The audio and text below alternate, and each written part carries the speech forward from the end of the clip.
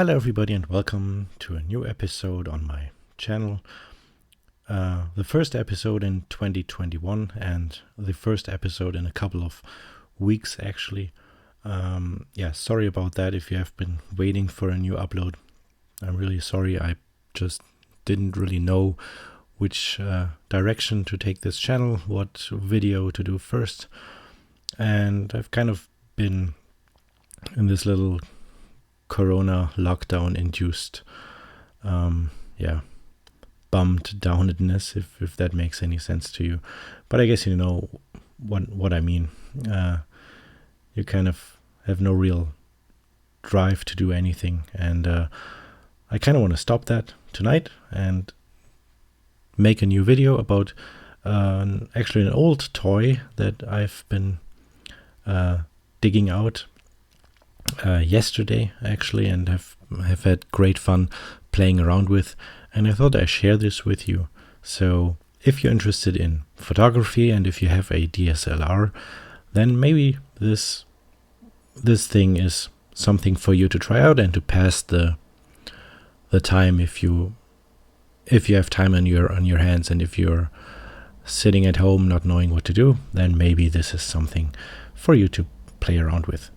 And you can actually see this contraption on my DSLR camera right now.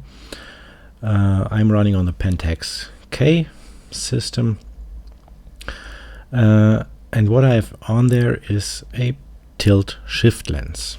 So you might remember a couple of years back, tilt-shift was all the rave in photography. There was actually a special line of lenses that has been sold. They were called lens babies.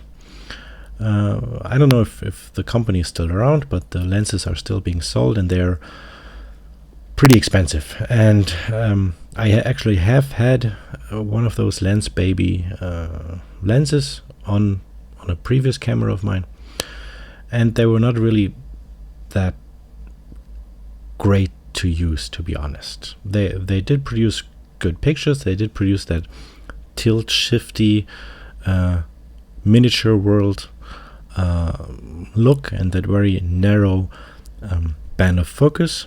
You could make that all right, but I don't know, the lens itself, the way it worked, you had to push it quite a bit to produce that effect, and then the pictures could get blurry because you had to hold the camera in a weird way.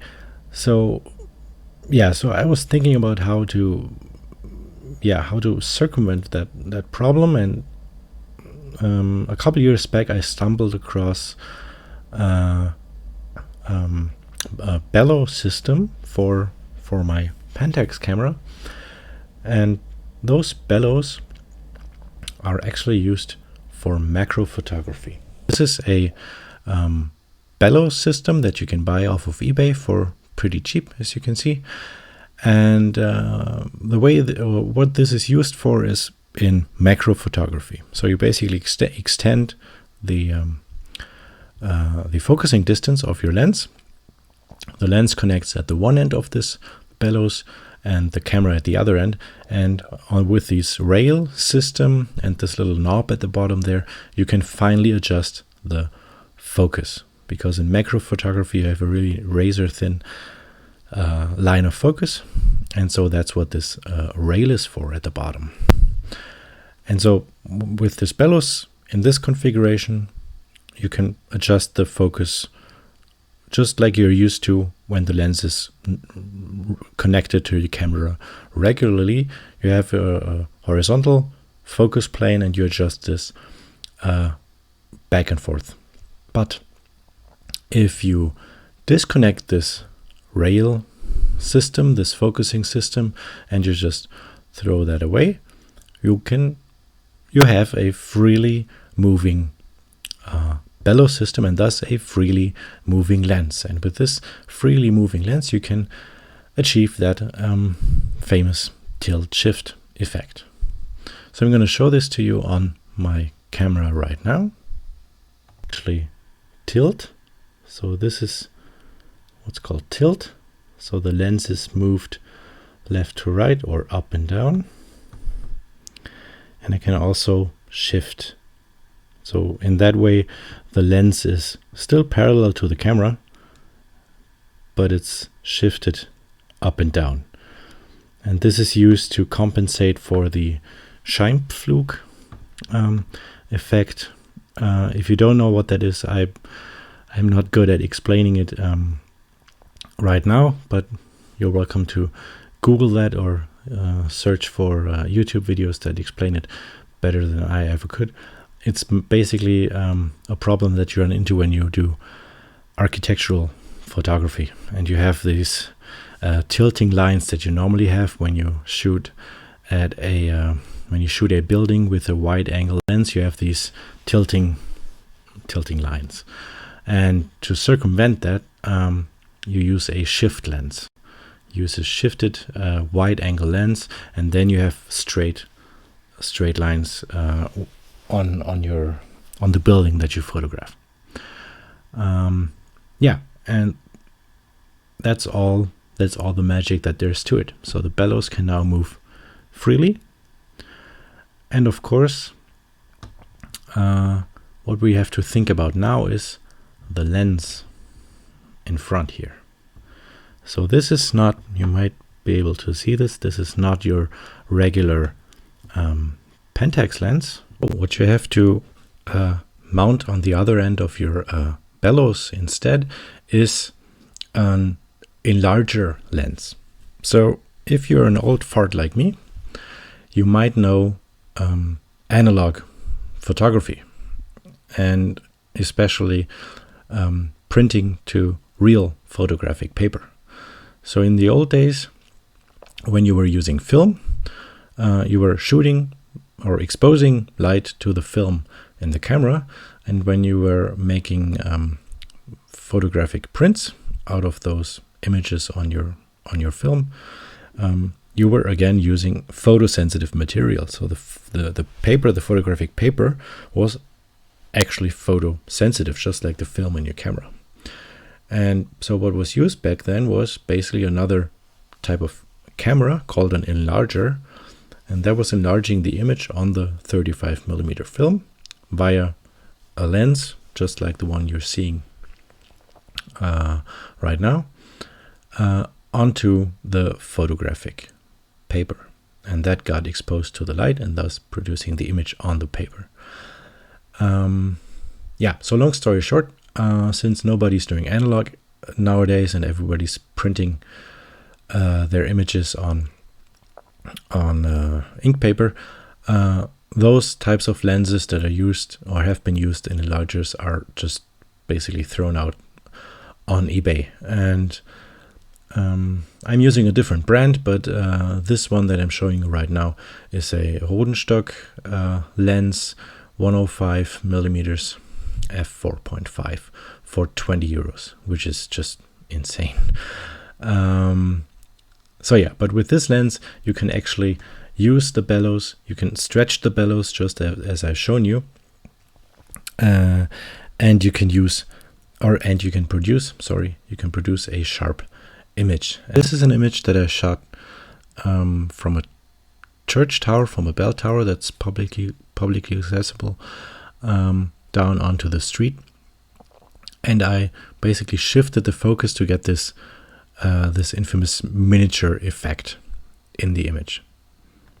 But what I actually find a little more interesting is that if you use it on other subjects other than landscape or architectural photography. So since I'm using a very or relatively long lens at 105 millimeters, I only have a pretty narrow field of view, but that allows me to shoot subjects in a way that I probably wouldn't usually shoot them. And so, for example, these flowers in very early spring, yeah, they look totally differently when you adjust the line of focus in the way that you only can with this tilt-shift lens. And this is all straight out of camera. So I adjusted contrast and the colors a little bit, but the blurriness and everything, that's all done in camera. So I'm basically holding the camera like I normally would, and I hold the lens with my left hand, and I adjust the shift and the tilt of the lens, and you can see the blurriness and the sharpness, the sharp band of your focusing line. You can see this in live view. So I would recommend, if you're eager trying this out, and if you want to try this out for yourself, I highly recommend going into P mode, so full auto, and shoot with live view on, because on the display you just have a better view of the final image than you would in the viewfinder. And then just play around with it. Play around with the lens, stretch the bellows, shrink it, tilt the lens. Also play around with the f-stop. So those in larger lenses, they also have a regular f-stop, like a regular lens. Mine goes from 5.6 to f22, and when you're wide open, the blurry effect or the tilt effect is increased, and if you stop the lens down, way down to f22, you have to tilt the lens more to get that blurriness effect. And actually stopping the lens down to f8 or f11 is actually pretty useful, because the field of view becomes really, really narrow when you're at f5.6 or even at f4.5. It's almost not really controllable and almost impossible to get a sharp image. But when you're stopping it down to f8 or f11, playing around with this becomes pretty easy and a lot of fun. Yeah, so this is just a few images that I browsed through just to show you what you can do with this. What you can do with this lens. It of course works best when you have really dramatic lighting. Also, before I forget, remember to correct the exposure. So I usually stop my camera down minus 0.7 or minus 1 even, to get properly exposed images. But again, that's just for you to play around with, but to just keep in mind when you're playing around with the camera and when you're reviewing the images on your computer screen. Maybe stopping down the exposure in the camera might help to get properly exposed images with that setup. What I found most interesting, however, was when I used this type of lens for portraits. So this is a really fun way to do really special and really interesting portraits with. Because as you can see here in this image, tilting the lens really allows you to create a sharp line, a thin line of focus. And as you might be able to see in this image, the focus is right on the eyes, and all the other parts of the face are getting kind of blurry. They're not totally blurred out, but they're getting kind of blurry, and that really drives the eye into the eyes of the subject in the image here. Yeah, so that's all I want to leave you with today. I'm gonna link to all the gear that I've briefly talked about in this episode down below. If you have any questions, if you have any questions about the gear, about setting things up, about problems that you might run into, feel free to share them in the comments. And also, if you have the time to play around with this, and if you want to share your results here and talk about them, please do too. I'm eager to find out if this is this is something that you guys want to try out, that you find worthwhile doing. And until then, I promise I will produce more stuff in the near future. And until then, I wish you all a good start into the new year 2021. Stay safe, stay healthy, and see you soon. Bye.